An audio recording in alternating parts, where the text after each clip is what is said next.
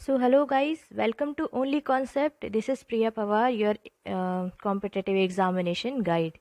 तो गाइस हमने स्टार्ट किया था फिज़िक्स और फिज़िक्स में हमने देख लिया था एनर्जी के बारे में। ठीक है, एनर्जी में हमने देख लिया था क्या क्या परंपरागत होता है, क्या क्या गैर परंपरागत होता है, कन्वेंशनल नॉन कन्वेंशनल। साथ ही सेकंड टॉपिक आज हम स्टार्ट करने वाले हैं फिज़िक्स में, वो है लाइट। लाइट मतलब प्रकाश। ठीक है, तो आज इसको हम काफ़ी डिटेल में देखेंगे। सबसे पहले स्टार्ट करेंगे कि लाइट की डेफिनेशन क्या है, साथ ही हम आगे देखते जाएंगे कि किस किस साइंटिस्ट ने क्या क्या अवधारणाएं इसके बारे में दी है। तो काफ़ी अच्छे तरीके से टॉपिक प्रिपेयर होगा, you do not have to worry about it. So let's get started. अब सबसे पहली बात कि भाई लाइट, अब कहने तो लाइट है क्या, व्हाट इज़ लाइट। तो प्रकाश क्या है, तो प्रकाश एक प्रकार की ऊर्जा का स्वरूप है। ठीक है, it is a type of energy. ठीक है, it is a type of energy और you can say that it is a form of energy. तो लाइट क्या है, light is a form of energy. अब ये जो एनर्जी है जब किसी भी वस्तु से, यह लाइट है जब किसी भी वस्तु से टकरा कर हमारी जो आंखें हैं उन पे अगर बाद में रिफ्लेक्ट होती है, ठीक है, वापस आती है, तब आने पर वो जो वस्तुएं हमको दिखने लगती हैं। ठीक है, तो कोई भी वस्तु पर अगर लाइट पड़ रही है, वो लाइट टकरा कर जब हमारी आंखों में पड़ती है तो हमको वो जो चीज़ है वो नज़र आने लगती है, वो वस्तु नज़र आने लगती है। ठीक है, तो दो चीज़ें आपने देख ली कि लाइट क्या है। तो लाइट क्या है, एक एनर्जी का फॉर्म है, एक ऊर्जा का स्वरूप है। साथ ही अगर किसी वस्तु पर प्रकाश पड़ के वापस आपके रेटिना पे पहुंचता है तो वो आपको वो जो वस्तु है वो दिखने लगती है। तो दो चीज़ें आपको लाइट के बारे में याद रखनी है। ठीक है, अब आप पूछेंगे कि लाइट कैसे ट्रेवल करती है, या प्रकाश कैसे संचार करता है, या संचरण कैसा होता है, विद्युत का संचरण कैसे होता है। तो ये विद्युत का संचरण होता है इलेक्ट्रोमैग्नेटिक वेव या विद्युत चुंबकीय तरंगों के माध्यम से। अब हम जैसे जानते हैं प्रायः जो भी लाइट होती है उसमें हीट जो है वो निहित होती है, हमेशा उसमें हीट इन्वॉल्व होती है।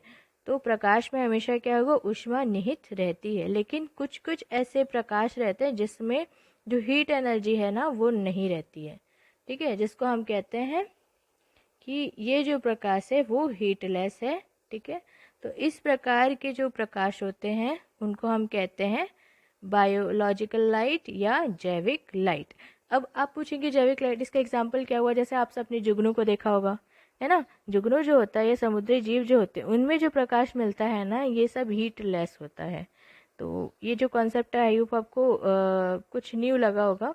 ठीक है, अब बात करते हैं कि अगर मान लीजिए चंद्रमा से जो प्रकाश आ रहा है ना, चंद्रमा से प्रकाश टकरा कर जो वापस आता है ना धरती पर, उसको लगभग 1.28 सेकेंड लगते हैं भाई। ये हो गया 1.28 सेकेंड।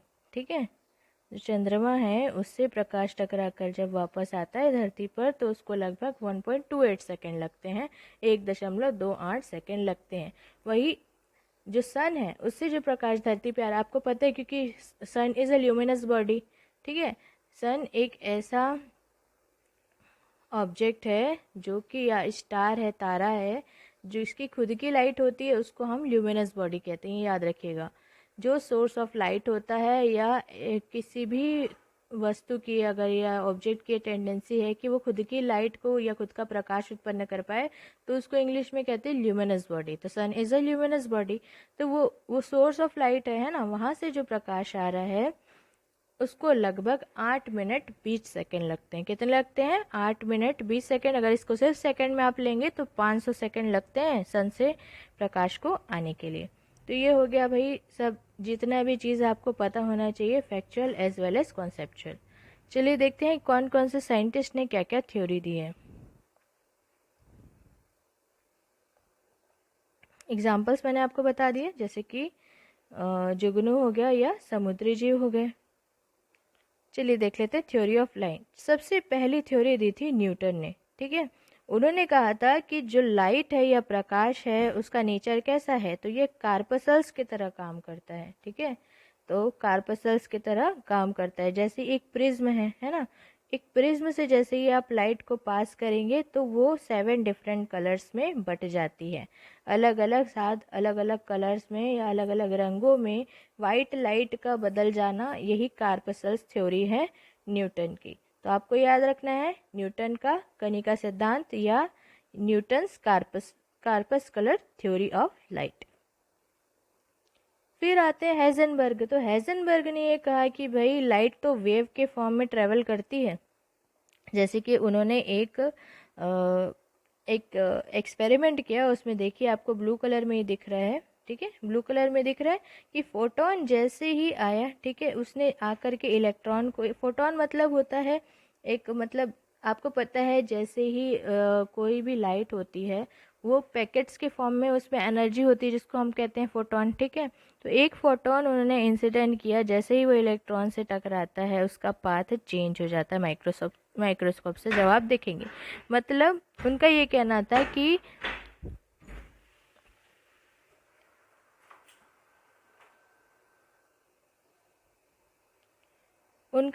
था कि जो लाइट है वो वेव के फॉर्म में ट्रेवल करती है। तो ये आपको ये हाइजेनबर्ग का प्रिंसिपल था, तो ये आपको याद रखना है। तो हमने 2 थ्योरी देख ली, पहले न्यूटन की कार्पसल्स थ्योरी, ठीक है, जैसे कि प्रिज्म का मैंने एग्जांपल बताया, हाइजेनबर्ग का बताया फोटोन के फॉर्म में, कि भाई फोटोन के फॉर्म में जब लाइट को इंसिडेंट करोगी और वो इलेक्ट्रॉन से टकराएगी तो उस केस में क्या होगा, वेव फॉर्म में वो प्रोपेगेट होगी। अब आते हैं आइंस्टाइन। इनको तो आप बहुत अच्छे तरीके से जानते हैं। ठीक है, फोटो देख के आपको समझ आ गया होगा आइंस्टाइन। अब आइंस्टाइन की थ्योरी देख लेते हैं। तो इन्होंने कहा भाई एनर्जी है वो मास जो है और जो स्पीड ऑफ लाइट है उसके स्क्वायर के प्रोपोर्शनल है, जो कि आप यहाँ पर देख सकते हैं, E equals to M C square. ठीक है, तो E equals to M C square का फॉर्मूला किसने दिया है, आइंस्टाइन ने दिया है। अब इन्होंने ये बताया कि भाई जो भी लाइट है वो छोटे छोटे बंडल्स के फॉर्म में चलती है। ठीक है, और इन्हीं बंडलों को फोटोन कहते हैं। जो मैंने आपको हाइजेनबर्ग में बताया था ना कि फोटोन को इंसिडेंट किया, फिर उन्होंने बोला कि भाई वेव फॉर्म में चलती है, जैसे इलेक्ट्रॉन से टकराया तो वो अपना पाथ बदल देती है, अपना रास्ता बदल देती है कोई भी प्रकाश की किरण। तो उसी तरीके से आइंस्टाइन ने कहा भी इज ई इक्वल टू होता है एम सी का स्क्वायर, वेयर सी क्या है, सी है प्रकाश की गति जो है 3 लाख मीटर पर सेकेंड। ठीक है, 3 लाख मीटर पर सेकेंड होता है। तो इस तरीके से आपको ये याद रखना है। तो आइंस्टाइन ने पहली चीज़ तो ये कही हुई कि ये बंडल के फॉर्म में चलती है, फोटोन के फॉर्म में चलती है लाइन। और इन्होंने ये भी बताया कि भाई प्रकाश जो होता है उसका 2 नेचर होता है। पहला होता है कि वो वेव फॉर्म में भी होती है, दूसरा होता है कि ये पार्टिकल फॉर्म में भी होती है। ठीक है, तो वेव फॉर्म में भी होती है। आइंस्टाइन की थ्योरी में ये पता चला हमको कि वेव फॉर्म में भी लाइट ट्रेवल करती है, साथ ही साथ ये पार्टिकल्स है ना, इस फॉर्म में भी लाइट ट्रेवल करती है। तो 2 ड्यूअल नेचर हमको पता चल गया, मतलब द्वैत प्रकृति हमको प्रकाश की पता चल गई। साथ ही साथ उन्होंने कॉन्सेप्ट दिया E equals to M C square, जो कि आपको दिख रहा है यहाँ पर, जहाँ पर एम होता है मास या द्रव्यमान और सी होता है लाइट की गति, जो होती है 3 इंटू 10⁸ मीटर पर सेकेंड या 3 इंटू 10⁸ मीटर पर सेकेंड, ये होती है प्रकाश की चाल। तो आइंस्टाइन ने ये भी कहा कि जो प्रकाश है, ठीक है, जो फोटोवोल्टाइक सेल है, ठीक है, उन्होंने इसका भी आविष्कार किया था। तो आइंस्टाइन ने क्या किया था, फोटोवोल्टाइक सेल का भी आविष्कार किया था। और उन्होंने जो इलेक्ट्रोस्टैटिक इफेक्ट होता है, ठीक है, उसकी भी उन्होंने क्या किया था, जो भी इलेक्ट्रिक इफेक्ट होता है, फोटो इलेक्ट्रिक इफेक्ट होता है लाइट का, तो इसका आविष्कार उन्होंने किया। ये याद रखिएगा, फोटो इलेक्ट्रिक इफेक्ट जो होता है, ठीक है, उसके ऊपर उन्होंने ये डिस्कवरी की थी और इसी के लिए इनको नोबेल प्राइज़ भी मिला था। तो ये आपको याद रखना है कि नोबेल प्राइज़ किस लिए मिला था आइंस्टीन को, तो इनको मिला था फोटो इलेक्ट्रिक इफेक्ट के लिए, जिसको हम हिंदी में कहते हैं प्रकाश विद्युत प्रभाव।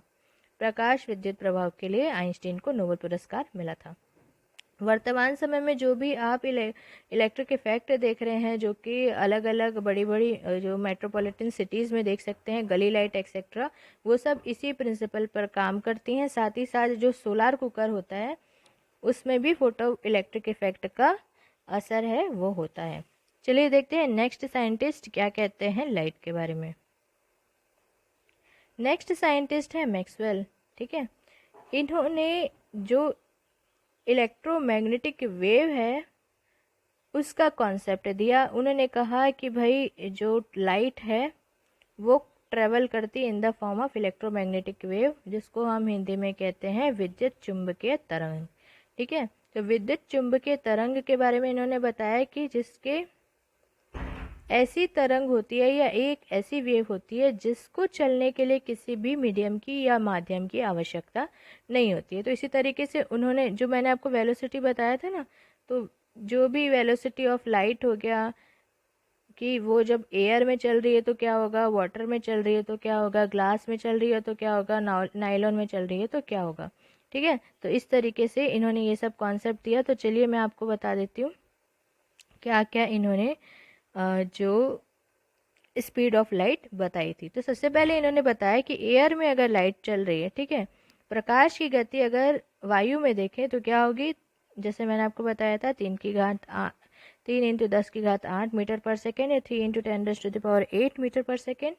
वैसे ही पानी में या वाटर में, तो वाटर में प्रकाश की गति या पानी में प्रकाश की गति क्या होगी, 2.25 × 10⁸ मीटर पर सेकेंड सेम रहेगा। ठीक है, साथ ही साथ कांच में देख लेते हैं या ग्लास में देखें तो ग्लास में प्रकाश की गति क्या होगी, ये होगी 2 × 10⁸। देखिए आप जैसे जैसे मीडियम चेंज कर रहे हैं स्पीड कम होती जा रही है। वैसे ही नाइलॉन में देख लेते हैं, तो नाइलॉन में क्या होगी, नाइलॉन में होती है 1.96। तो आप देख सकते हैं इस तरीके से बढ़ते जा रहा है। एयर में सबसे ज़्यादा है, नाइलॉन में सबसे कम।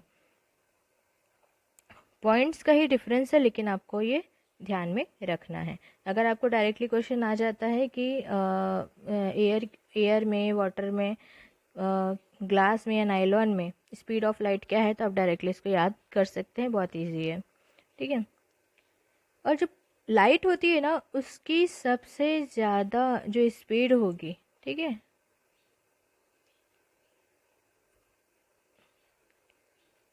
वो नाइलॉन में सबसे ज़्यादा आपको किस में दिखी, एयर में दिखा, और सबसे कम किस में दिखेगी, तो नाइलॉन में दिखेगी। अब हमको देखना है, नेक्स्ट में हम देखेंगे नेक्स्ट लेक्चर में कि जो रिफ्लेक्शन ऑफ लाइट क्या होती है, साथ ही साथ समतल एवं वक्र सतह में जो परावर्तन है वो कैसे होगा, मतलब जो प्लेन है या जो कर्व एरिया है उसमें रिफ्लेक्शन कैसे होता है, ये सारी चीज़ हम देखेंगे। लेंस के बारे में देखेंगे। तो गाइस आज का लेक्चर होता है यहीं ख़त्म। Thank you.